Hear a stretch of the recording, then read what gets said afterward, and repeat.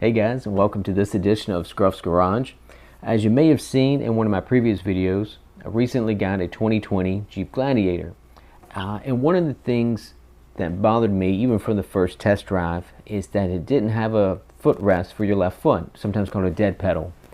So I did some searching around, and one of the first things I'm going to add is a dead pedal. It comes as a kit, some brackets, nuts and bolts, a little brace to mount it onto.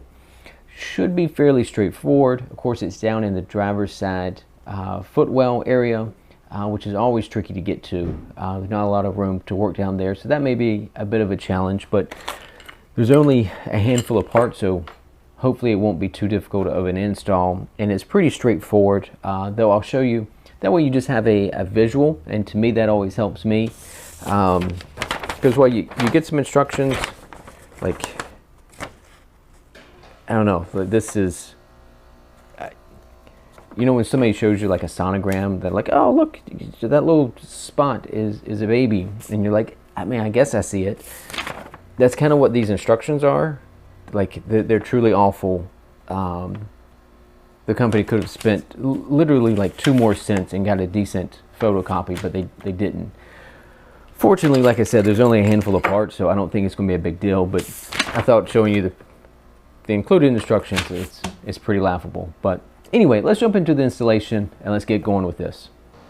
Okay, so the way this goes together is pretty straightforward. You have a bracket here that has 2 bolts tack welded to the back of it. You'll see once you get into the wheel well of the driver's side, there's a big plate down there beside where your left foot would be, as part of the body structure of the that foot area. This will go in behind it and come through. Then this plate goes on this side, and these will come through like so, and then you've got a flat washer and a nut, right, and that will sandwich this plate into place. The way the footrest attaches, this plate will of course be in the vehicle. Then this has 2 notches and a bolt hole. It will fit into one of 3 mounting positions on this bracket, depending on how tall you are, how far away you want the footrest to be. This attaches, if I can flip it over so you can see it. They give you a bolt that countersinks down into this. It goes through, and then there's a nut, and they didn't include a washer. The instructions reference a washer on the back of this bolt, though there was not one included, but I just grabbed one out of my parts bin, so that is fairly straightforward. These will use a 10mm socket for attaching this. This uses a 5mm hex, and then the nut on the back of it will use a 13mm wrench to hold it, the nut, as we tighten it. And this is a nylon locking nut, so it's kind of a self-locking type of nut. And they also include a lock washer as well, so that part should not come off. So our first step, we'll go ahead and attach this. We'll kind of guesstimate, right? We've got a 1 in 3 chance of getting it where we want it. So we'll try a spot and see if we like it, and then we'll install the rest of it.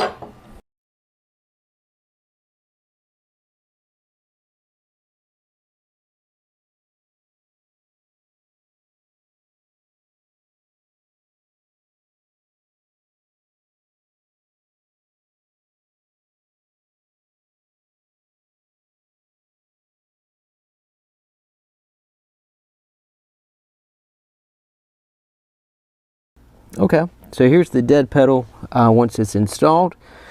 I would recommend having a 10 millimeter ratcheting wrench. So I ended up taking it back out and I put it in the middle slot. I don't know, 5'10", so I'm not particularly tall, not particularly short. The middle setting worked really well for me. I'd say if you're taller, if you're over 6 foot, have it in the setting that's furthest away. Or if you're particularly shorter than that, shorter than me, then maybe have it in the closest setting. But I would think that regardless of how tall you are, one of the 3 settings will find one that works well for you.